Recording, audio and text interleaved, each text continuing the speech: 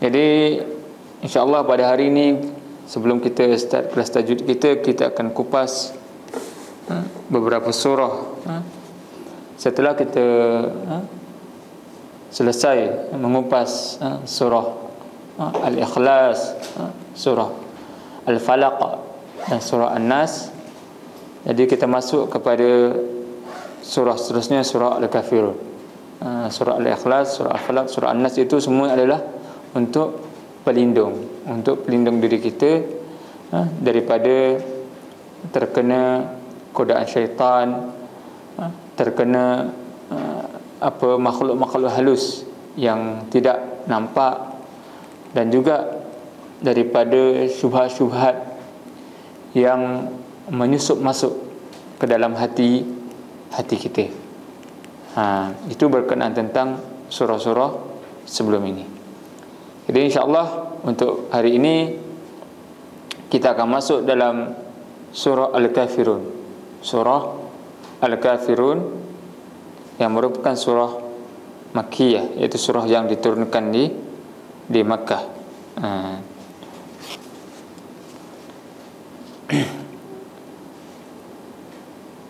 Bismillahirrahmanirrahim. Qul ya ayyuhal kafirun la a'budu ma ta'budun wa la antum 'abiduna ma a'budu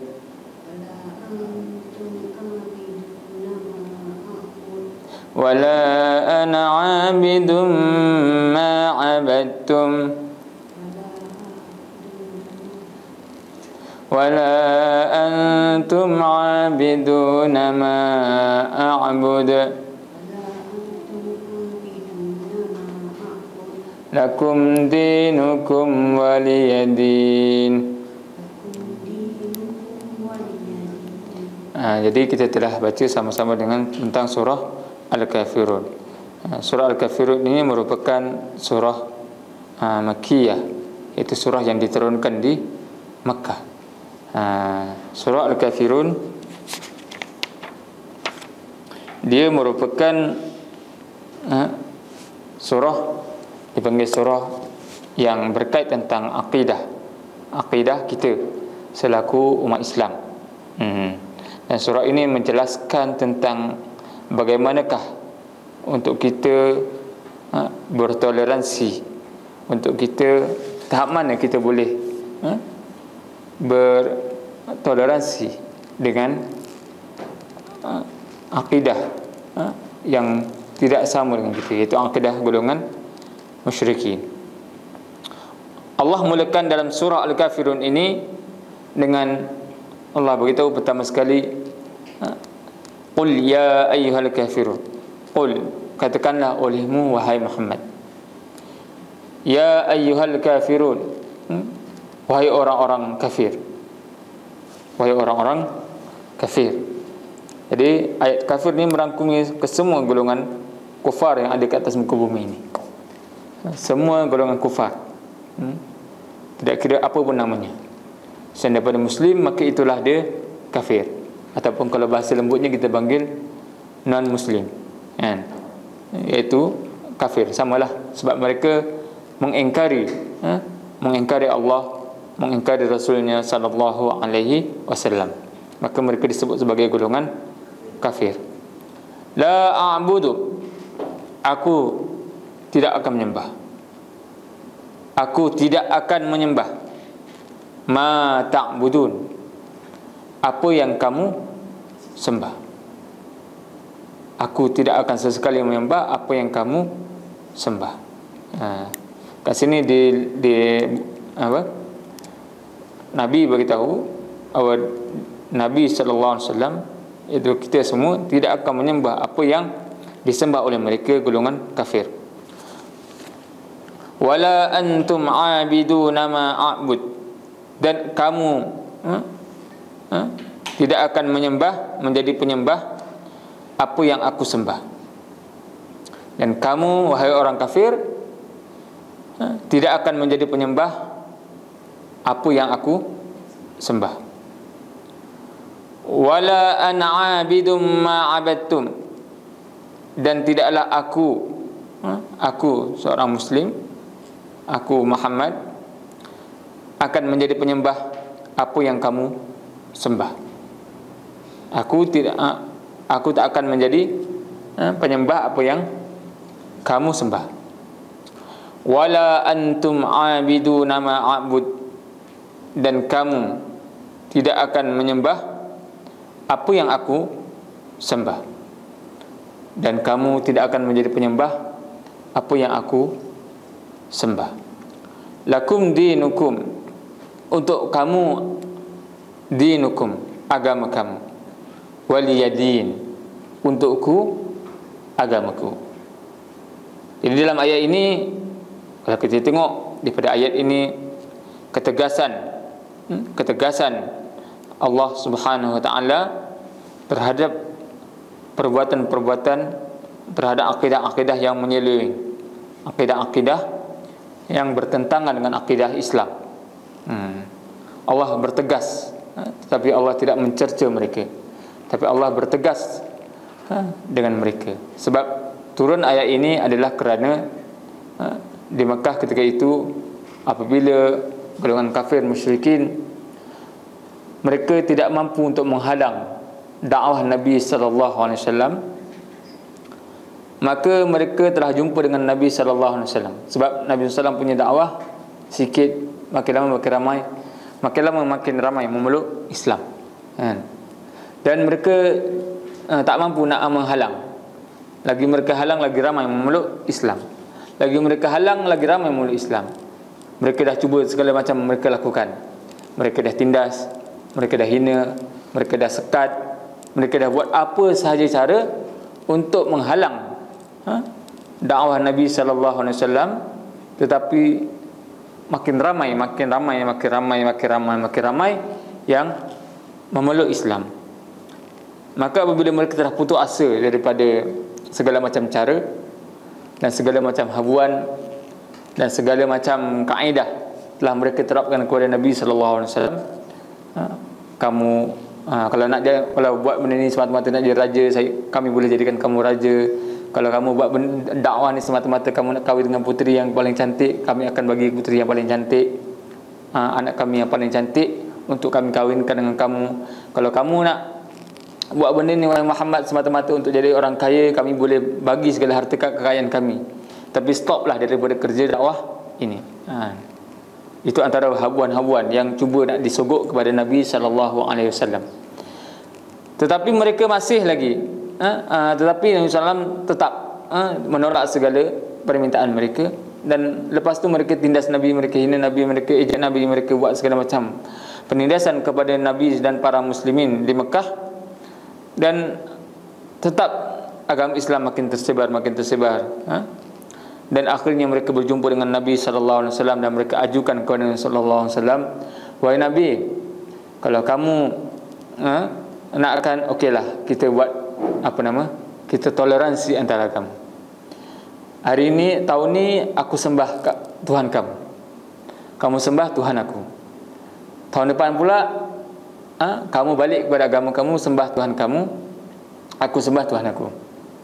Tahun depan lagi satu, kamu pula sembah balik Tuhan aku sembah balik Tuhan kamu. Jadi kita tak nak gaduh-gaduh dah. Jadi kita nak balance supaya masing-masing hormat menghormati. Maka apabila tawaran tersebut datang kepada Nabi sallallahu alaihi wasallam, Nabi sallallahu alaihi wasallam diam. Hinggalah turunnya ayat ini, iaitu surah Al-Kafirun ini, yang menjelaskan bahawasanya aku wahai Muhammad, aku tidak akan menyembah apa yang kamu sembah. Kau nak bagi setahun, kau nak bagi sehari, kau nak bagi sebulan sekalipun, aku tidak akan sembah Tuhan kamu. Nak bagi berapa hari sekalipun, aku tidak akan sembah Tuhan kamu. Dan kamu tak akan menyembah Tuhan aku. Kamu tak akan sembah Allah SWT dengan sepenuh-penuhnya. Kamu akan mensyirikkan Allah, confirm punya. Dan kami tak perlukan kepada sembahan kamu. Maknanya tak perlukan kepada mereka untuk menjadi penyembah kepada Allah SWT secara uluk-uluk. Dan begitu juga aku, Nabi ulang balik, aku tak menjadi penyembah kepada apa yang kamu sembah. Kamu buatlah macam mana pun, aku tak akan jadi penyembah kepada apa yang kamu sembah. Dan juga kamu tidak akan menjadi penyembah apa yang aku sembah. Cukup. Untuk kamu agama kamu, untuk aku agamaku. Jadi cukuplah sampai sini. Bab toleransi antara agama tidak dibenarkan di dalam bab aqidah, di dalam bab hukum syariah, di dalam bab perkara-perkara yang berkaitan tentang agama Islam. Tidak boleh kita nak toleransi dalam isu-isu seperti ini. Yang boleh toleransi dalam agama adalah pada hak-hak mereka, kita bagi hak mereka, kita bagi hak kita. Tapi bukan hak dalam bidang agama, hak dalam bidang lain. Mereka nak sembah agama mereka, mereka boleh buat rumah ibadah mereka. Tetapi mereka tak boleh untuk mengajak kita untuk menganut agama mereka. Inilah apa dipanggil al-wala wal bara. Al-wala wal bara, iaitu berkasih sayang kepada Muslim dan juga Islam, dan juga berlepas diri daripada kesyirikan dan juga mereka-mereka yang syirik.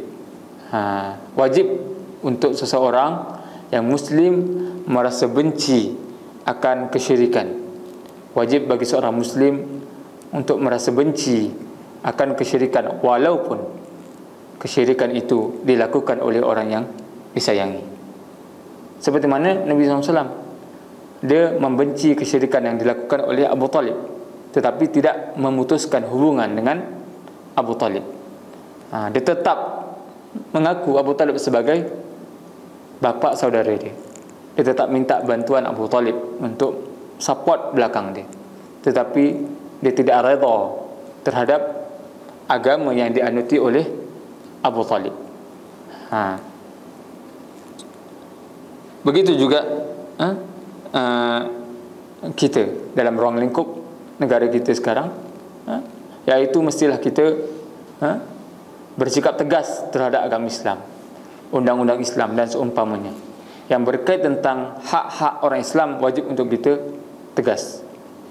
Tidak boleh golongan kufar cuba ingin masuk campur tangan dalam isu-isu yang berkait tentang perkara yang berkait tentang Islam. Tidak boleh untuk mereka mengambil kuasa untuk untuk memperlahankan azan ke, untuk melarang kita daripada solat berjemaah ke, untuk melarang kita daripada mendirikan masjid, mendirikan mahkamah syariah dan sebagainya ke. Mereka tidak ada hak, kerana kerana kita pun tidak akan campur tangan pada isu-isu yang melibatkan dengan mereka. Isu-isu kuil mereka dan sebagainya, isu-isu berhala mereka, rumah ibadah mereka, kita tidak perlu campur tangan. Dan kita tidak boleh hina agama-agama lain, walaupun mereka itu adalah kaum keluarga kita sendiri, walaupun mereka itu adalah kaum keluarga kita sendiri. Tetapi dalam masa yang sama, kalau mereka adalah kawan kita, kalau mereka adalah sahabat kita, kalau mereka adalah rakan sepejabat kita, kalau mereka adalah orang-orang terdekat kita, kita tidak memutuskan hubungan dengan mereka. Kita boleh bagi makan pada mereka, dan mereka boleh bagi makanan yang halal pada kita. Kita boleh pergi mereka boleh datang kenduri kita. Kita boleh beri kenduri mereka yang tidak berkait tentang adat lah, yang tidak berkait tentang keagamaan. Maksudnya kita dengan mereka clear. Tidak ada hubungan, tidak kebencian kita kepada mereka atas dasar kesyirikan. Dan benci kita tidak menyebabkan kita berlaku zalim ke atas mereka. Aidilu huwa aqrabu littaqwa. Bersikap adillah, kerana dia adalah hampir kepada ketakwaan. Jadi itulah yang diajarkan oleh Islam kepada kita tentang bagaimana hubungan kita. Assalamualaikum. Bagaimana hubungan kita dengan golongan non-Muslim. Bagaimana hubungan kita dengan golongan non-Muslim. Kita tidak boleh memilih mereka menjadi penguasa kita. Walaupun mereka seorang yang baik. Kerana apa? Kerana kebaikan mereka dalam keadaan syirik tidak membenarkan untuk kita memilih mereka. Yang wajib untuk kita adalah memilih orang-orang yang sesama dengan kita, iaitu orang-orang Islam yang sama dengan kita, wajib untuk kita pilih. Adapun golongan kufar, musyrikin, tidak boleh untuk kita memilih mereka. Mereka boleh pilih golongan mereka seperti mana kita boleh pilih golongan kita. Itu tanda al-wala wal bara. Kita benci kepada mereka kerana kesyirikan mereka. Kita tidak akan toleransi kepada mereka dalam urusan-urusan agama, dan juga kita akan bersikap adil terhadap mereka dan tidak menzalimi mereka. Kita tidak akan mengatakan bahawasanya oleh kerana mereka kafir, darah mereka halal untuk dibunuh dan mereka boleh dibunuh bila-bila masa sahaja. Ini adalah sebahagian golongan ekstremis. Golongan ekstremis seperti mana golongan-golongan yang mengatakan mereka ni golongan Muslim sejati, seperti mana golongan ISIS dan sebagainya, yang menyatakan bahawasanya boleh bunuh mereka, sedang hakikatnya mereka tidak boleh dibunuh. Sebab apa? Mereka bukanlah walaupun halal darah mereka, tetapi untuk negara Islam, negara kita, tidak halal untuk kita bukanlah sekadar darah, harta mereka pun tidak halal untuk kita ambil, walaupun sekupang, walaupun lebih kecil daripada itu. Tidak boleh untuk kita ambil harta mereka tanpa hak. Seperti mana wajib untuk kita jaga darah, harta diri mereka, dan wajib untuk kita menjaga agama kita daripada tipu daya dan syubhat golongan orientalis dan seumpamanya. Jadi rasa cukup sekadar ini untuk tafsir kita tentang surah Al-Kafirun, insya-Allah. Dan surah Al-Kafirun ni antara surah yang sunnah dibaca ketika mana dalam tawaf, ketika mana dalam solat 2 rakaat solat sunat fajar, dan juga ketika mana solat sunat selepas maghrib. Kesemuanya berdasarkan kepada hadis-hadis Nabi sallallahu alaihi wasallam yang sahih. Dan juga sunat dibaca ketika mana kita hendak tidur. Wallahu a'lam.